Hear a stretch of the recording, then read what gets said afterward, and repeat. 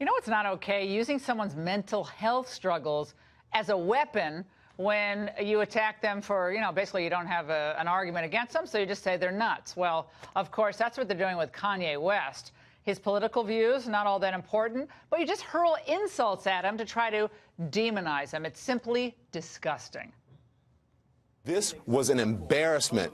Kanye's mother is rolling over in her grave. Not only was this a crazy conversation for this White House, this is the kind of conversation that would typically be held between people wearing hospital bracelets. I don't know if he's open to help, but I just feel like this is a public cry for help, and he's not getting any help. There was a ranting lunatic in the Oval Office today. Kanye, back away from the cameras, go get some help, and then come back and make your case.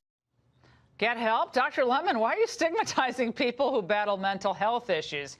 How dare you try to minimize what Kanye is saying because he's open about some of the mental health issues he's had? I think you owe Kanye and everyone else dealing with these struggles an apology, and you need to do better.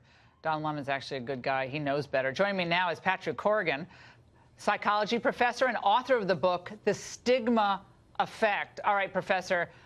Now, how deleterious is it for anyone in the media, left-wing, right-wing, to exploit another person's medical history, as was done just over the past 24 hours regarding Kanye West?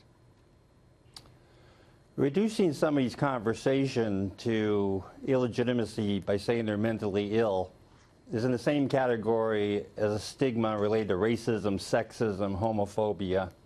It's saying that your message doesn't count because once upon a time you had experience with bipolar disorder or other illness. The stigma of mental illness is not trivial.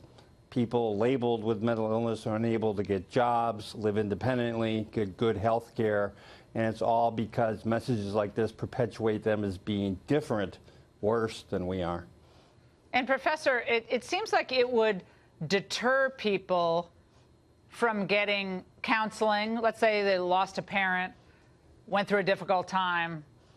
If they know later on they're going to be described as one of those people who got help. And I as someone who knows a lot of people over the years who've gone through, especially with like death of children, death of parent, gone through incredibly difficult periods of time, we want to encourage people to be able to talk to others, to get help.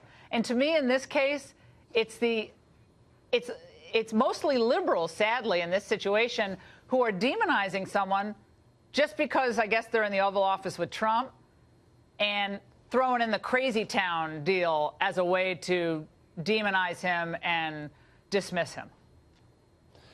Anytime you throw in the word crazy, whether it comes from the left or it comes to the right, it undermines the opportunities of people who struggle with mental illness. And by the way, that's a lot of people. Epidemiology suggests it could be 1 out of 5 people have a serious mental illness. The stigma fundamentally comes from the label. I'm seeing somebody come out of the psychiatrist's office and I know they must be nuts, or coming out of the counselor's office and they must be crazy. And so they're going to avoid those kind of places so they don't get those kind of labels. And they're not going to get the kind of treatment you were just talking about that we know really will work. Professor, thank you so much for your insight.